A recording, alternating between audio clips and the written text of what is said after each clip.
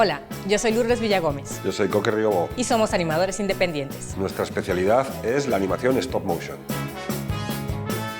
Como los animantes, hemos realizado trabajos para compañías como Telefónica, Televisión Española, Ecoembes y sobre todo trabajamos en nuestros propios proyectos. Mi cortometraje Síndrome de Línea Blanca fue nominado a los Arieles en México y ganó varios premios internacionales. Yo he realizado varios cortometrajes, entre ellos El viaje de Said, ganador del Goya a Mejor Corto de Animación en el año 2007, El ruido del mundo y Made in Spain, nominado también a los premios Goya. La animación stop motion o animación foto a foto consiste en dar sensación de movimiento a objetos inanimados. Las posibilidades son infinitas. Y el único límite es tu imaginación. En nuestro trabajo se ven reflejadas nuestras inquietudes políticas, personales y sociales. Creemos en el arte como una herramienta comunicativa y reivindicativa. Y en la animación como un medio extraordinario para tratar temas comprometidos y espinosos.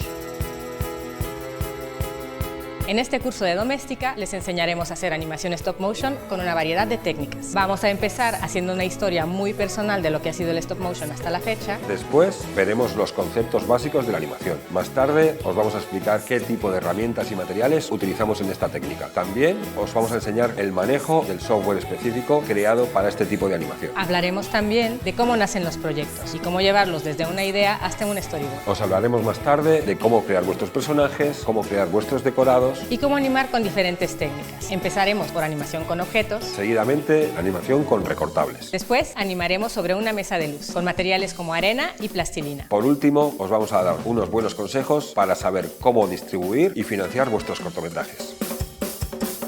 Para trabajar con la técnica de stop motion no necesitáis unos conocimientos previos, simplemente tenéis que tener ganas, pasión y mucha paciencia.